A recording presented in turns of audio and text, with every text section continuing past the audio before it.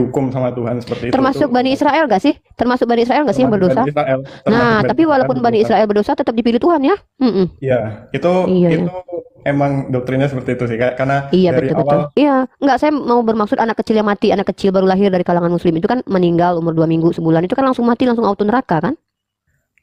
Iya, karena Oh iya, iya betul, ngeri banget ya. iya.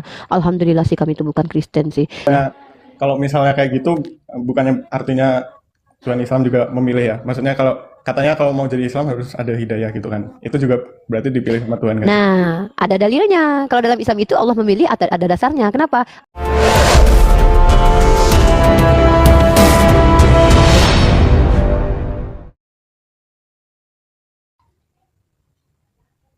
Oh ya, ya maksud ayatnya itu kan Yesus mengambil kutuk yang harusnya itu ke kita gitu loh sebenarnya.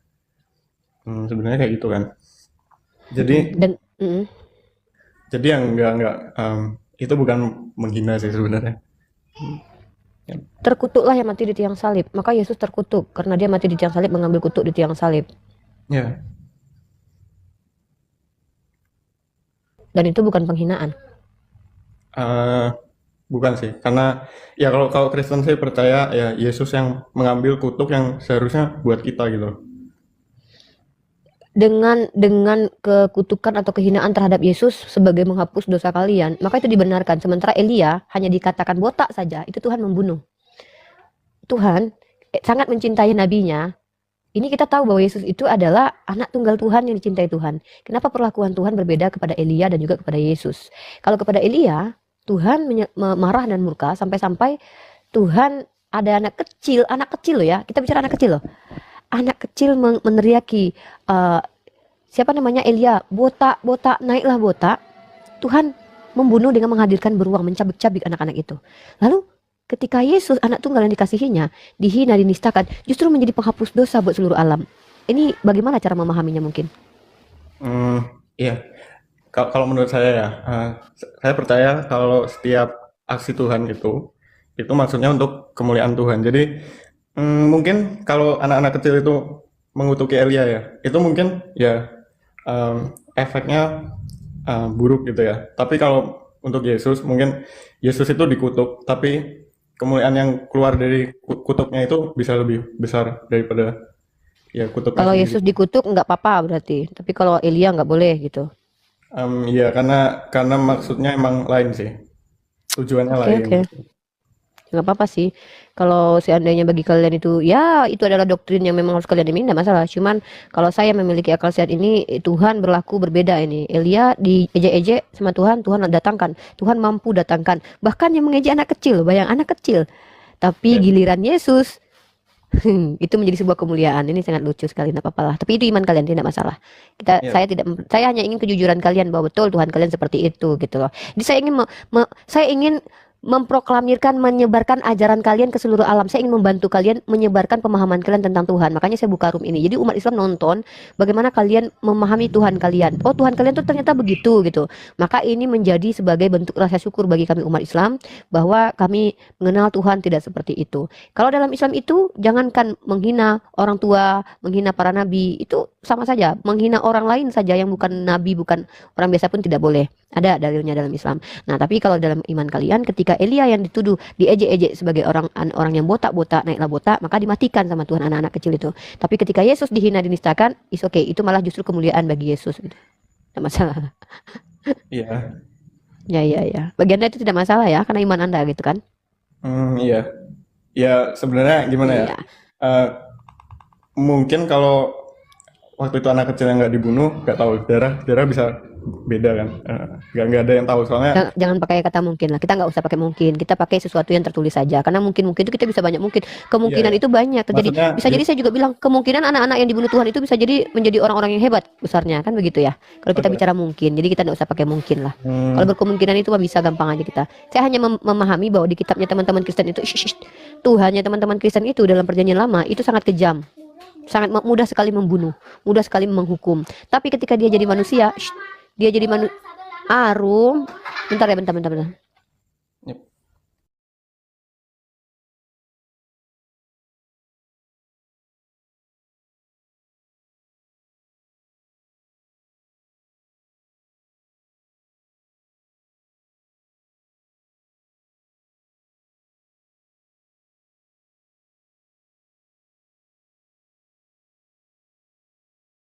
Kemute ya?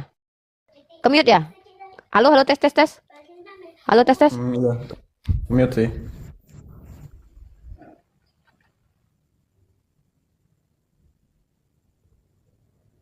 Tes. Oke, Iya kita udah. akan adakan diskusi ya, tapi sebentar, saya mau ini dulu. Di YouTube teman-teman dengar nggak suara yang di YouTube? Halo? Oh, kemute. Halo? Tes, tes. Tes, tes. Oh, ada di YouTube. Ntar teman-teman ya. Yang Kristen yang di bawah, nggak usah kalian tuh kayak menye-menye di bawah, saya nggak peduli. Saya nggak peduli dengan kalian yang menye-menye di bawah ya. Bajunya ini digantung dulu. Oke. Ya, yang mau naik silakan. Kita akan membahas tentang tragedi pembunuhan oleh Tuhan yang tercatat dalam sebuah kitab suci. Salah satunya adalah dalam kitab Perjanjian Lama. Pembunuhan oleh Tuhan ini sangat, kalau kita lihat sangat mengerikan terhadap teman anak saya. Bentar.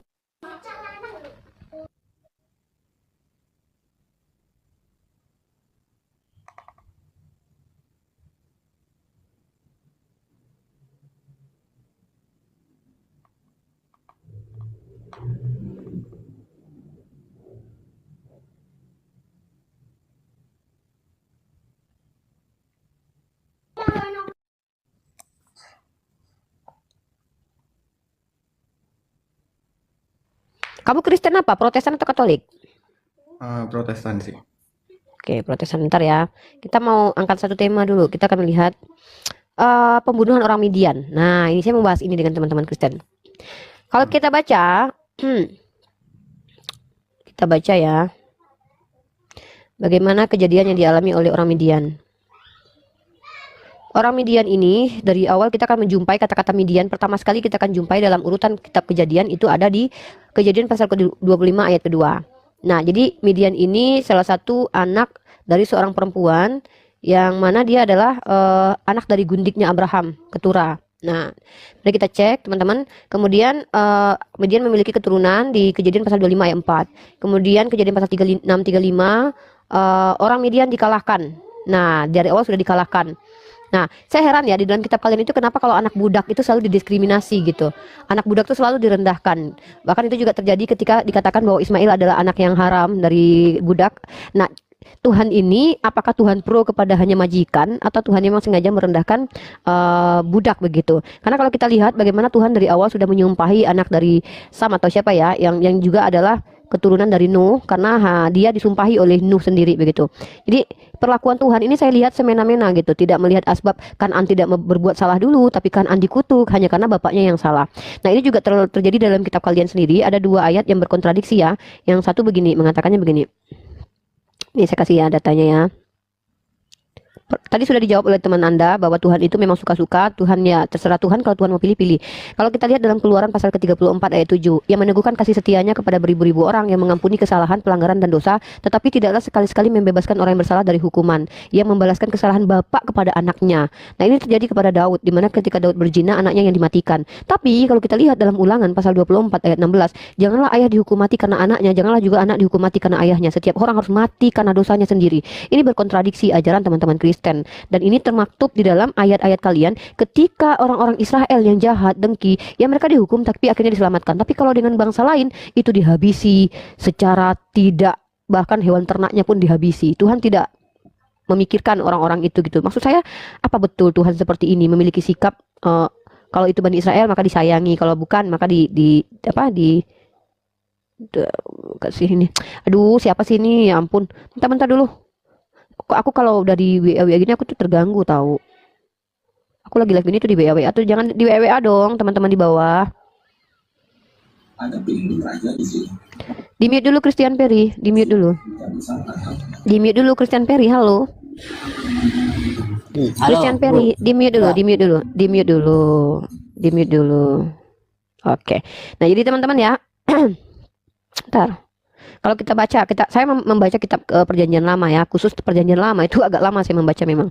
Nah, kemudian kalau kita lihat orang-orang Midian juga dihancurkan, suku Midian, suku Samuel, suku Amalek itu dihancurkan oleh Tuhan membabi buta, di mana Tuhan tidak memikirkan suku-suku ini sampai ketika dihukum semua sampai anak yang menyusui. Tapi kalau itu yang dilakukan oleh Bani Israel, maka Bani Israel dimaafkan, diampuni, kemudian dijadikan sebagai orang yang akan menjadi kegemaran Tuhan. Ini ada apa dengan Tuhan perjanjian lama gitu? Tuhan kok pilih-pilih begini gitu? Mungkin Nomad bisa menjelaskan.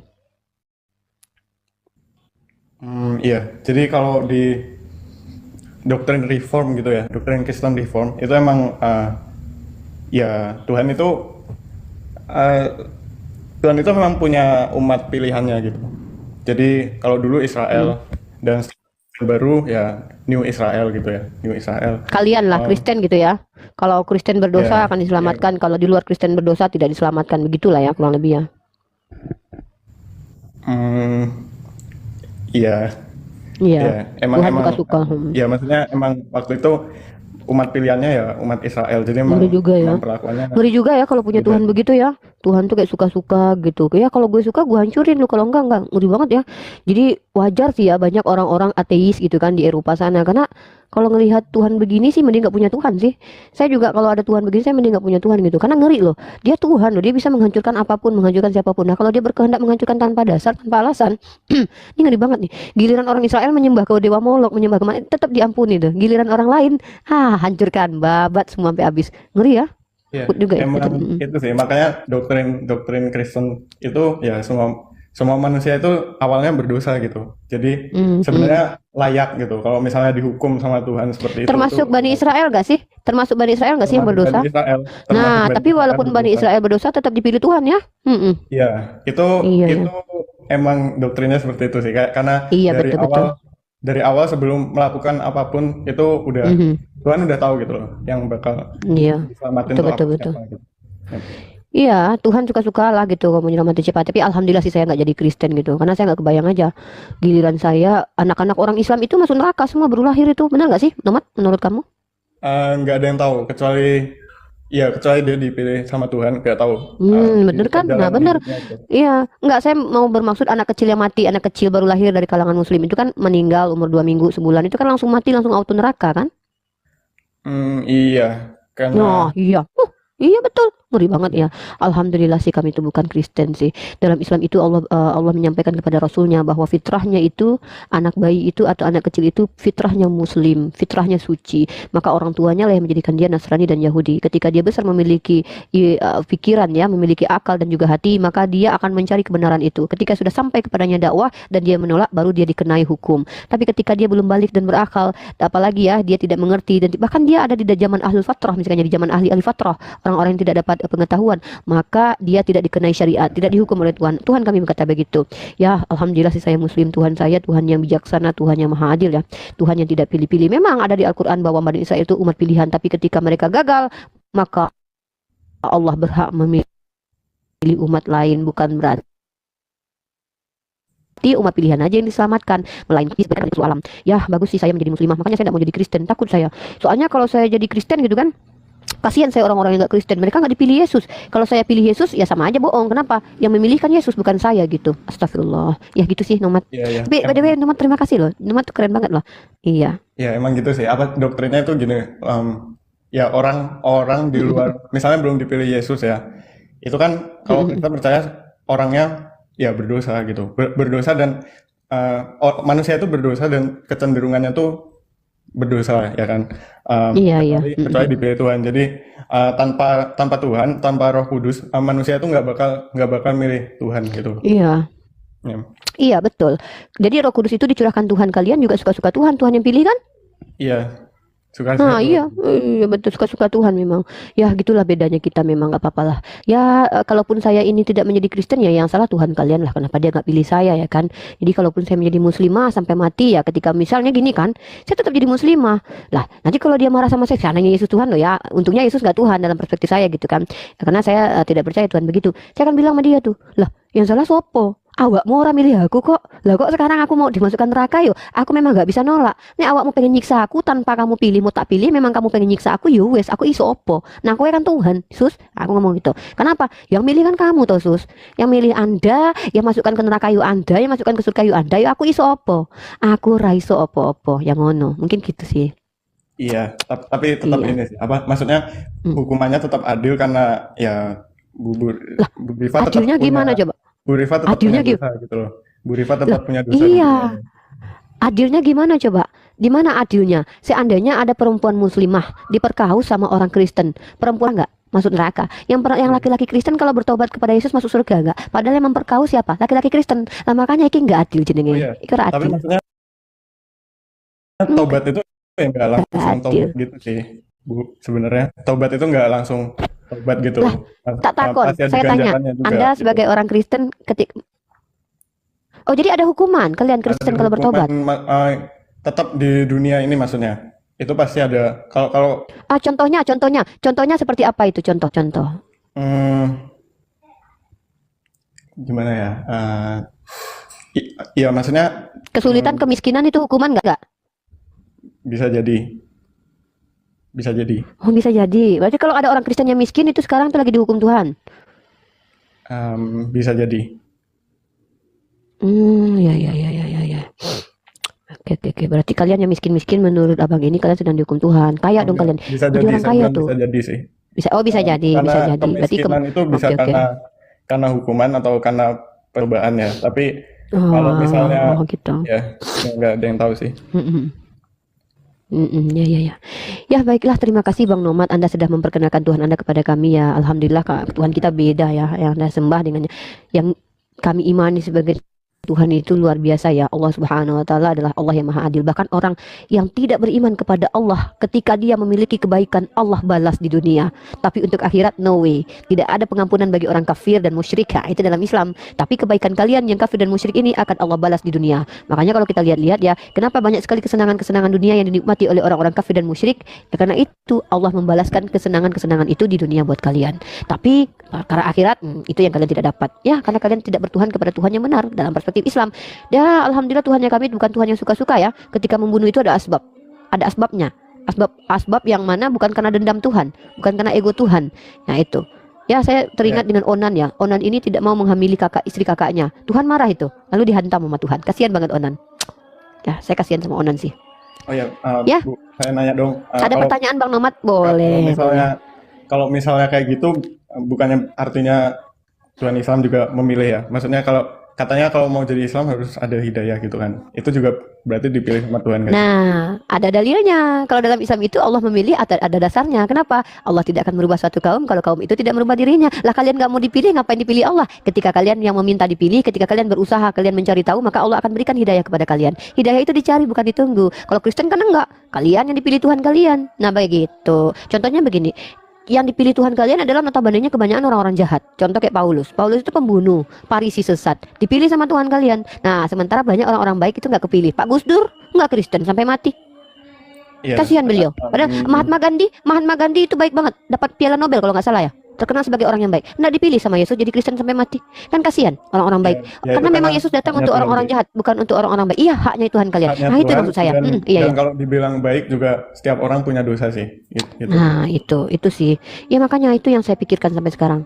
Kalau di agama kalian ya Tuhan suka-suka dia milih gitu. Kalau di dalam agama kami ya Tuhan memilih karena kalian mau dipilih. Maka dalilnya ada. Tuhan tidak akan merubah satu kaum kalau kaum itu tidak mau merubah dirinya.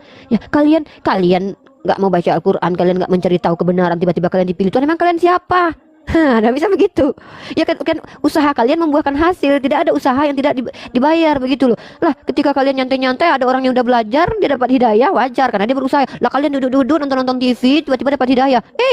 Emang kalian anak Tuhan gitu? Ya enggak lah. Enggak gitu dalam Islam. Oh ya, Karena Tuhan terus sudah kalau menetapkan ya. Ini katanya Mahatma Gandhi kan baik kan? Kenapa dia nggak Iya. dapat hidayah gitu? Iya. Karena nggak dipilih Yesus. Iya, maksudnya kalau Islam maksudnya. Kristen Karena kan dia suka tidak juga kan? gini, Iya. dalam Islam itu orang baik belum tentu membuka diri. Jadi kafir itu berasal dari kata kafara. Kafara itu, nah kamu tahu tidak, pamannya Nabi Muhammad itu orang baik. Baik sekali, tapi beliau tidak membuka diri, tidak menerima kebenaran itu. Maka Allah tidak paksa beliau menjadi muslim. Karena Allah tidak akan memaksa dalam artian ting hom billah hong abakadabra langsung Islam twing. Tiba-tiba langsung nggak gitu konsepnya dalam Islam. Ada suara ya? Tes. Ada. Tes. Nah, gitu dalam Islam nggak gitu. Karena memang paman beliau tidak mau artinya membuktikan bahwa hidayah itu Allah yang tahu. Allah yang tahu siapa yang akan diberikan. Jangan contek jawaban saya, jawab sendiri ya. Ketika saya memberi jawaban, biasanya jawaban saya itu masuk akal. Maka dicontek sama teman-teman Kristen, biasanya begitu. Kalau saya ada dasarnya, ada dalil-dalilnya di Al-Qur'an. Ya.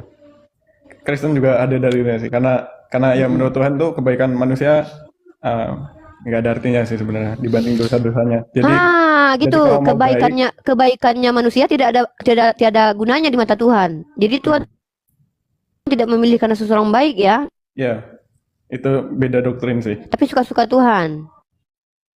Ya, suka-suka Tuhan siapa yang selamat, karena dasarnya itu, karena dasarnya ya nggak bisa dipilih sesuai kebaikannya gitu, karena nggak ada artinya buat. Oke. Iya, suka-suka Tuhan ya. Aduh, ternyata aku ada kelas bahasa Ibrani, bentar. Oh, nggak ada kelas Ibrani hari ini. Gitu ya. Saya mau mempertanyakan ini sih, ketika apa namanya, kalau kita lihat ya, kamu sudah tahu belum kejadian Onan dalam kitab kamu? Udah sih. Onan dibunuh Tuhan. Udah. Nah, Ya. dia itu adalah seorang anak dari Yehuda. Nah, ada ada Onan, ada Shelah ya. Ini punya istri namanya Tamar.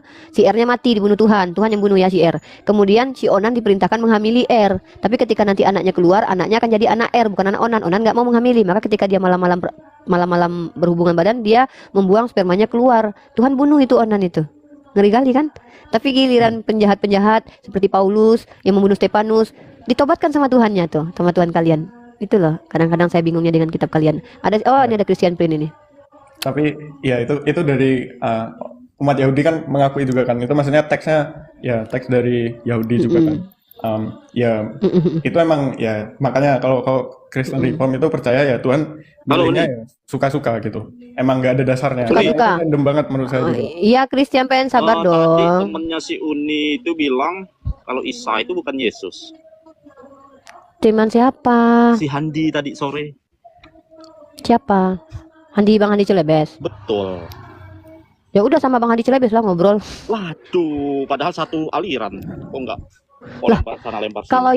Kalau yang gini loh, kalau Anda berbicara, saya kan belum tentu percaya dengan pernyataan Anda. Pertama, saya tidak dengar. Kedua, Bang Handi Celebes itu berdiskusi dengan Anda dasarnya apa? Jadi saya tidak mau kayak, oh saya hakimi itu, saya tidak tahu. Kecuali ada Bang Handinya di sini. Saya bisa tahu tuh apa alasannya. Ya Anda dong yang panggil, kok saya yang manggil. Saya ngapain saya dibebankan. Mbak Uni tahu nggak Habibie Muhammad bilang wanita itu otaknya setengah? Terima nggak? Wanita setengah itu bukan berarti wanita otaknya di dalam isinya setengah, tetapi Enggak, ada maknanya bahwa wanita. Lah mana dalilnya kalau memang isi otaknya setengah? Aduh, satu-satu dong, banyak sekali pertanyaannya mulai dari Bang Handi sampai ke otak. Ini mau ngapain ini? Di sini temanya Tuhan membunuh itu alasannya kenapa? Jangan gitulah. Ini lompat-lompat kodok ini. Bang Handi sampai ke wanita gitu. Gini Mbak Uni. Gini loh. Dengar dulu, saya mau jawab dulu ya. Ini saya mau jawab dulu. Apa? Tadi kan Mbak Uni kayaknya punya anak kecil. Boleh nggak itu dijadikan istri? Karena orang Kristen tidak ada lagi yang pantas dijadikan istri wanitanya. Udah bau semua. Enggak. Makanya kamu tertarik dengan anak kami yang Muslim. Kan Habibie kita kan bermanfaat kan boleh. Oh iya, tapi Nabi saya otaknya tidak seperti kamu. Kalau kamu belum tentu kalau saya kasih anak saya ke kamu, bisa jadi anak saya akan kamu perlakukan semena-mena karena kamu bukan Nabi. Habibie otaknya sama kayak saya dong. Uni bilang begitu. Loh, otak kamu tidak seperti Nabi saya. Nabi saya maksum, terjaga. Buktinya Sayyidah Aisyah tidak menjadi korban pedofil, tidak merasa. Buktinya apa? Buktinya apa? Tapi Aisyah umur 9 tahun dipersunting. Oke, ya siap. Oke, kita kasih data ya. Nih. Coba. Oke. Berarti pedofil itu sama Iya, aja. pedofil ya. Mama Tuhan dinikahi Santo Joseph umur 90 tahun di usia 12 tahun korban pedofil juga. Oke. Oh, berarti itu sama. Mamanya Tuhan. Ya, mama Tuhanmu juga korban pedofil. Berarti Uni mengakui dong kalau Aisyah korban pedofil.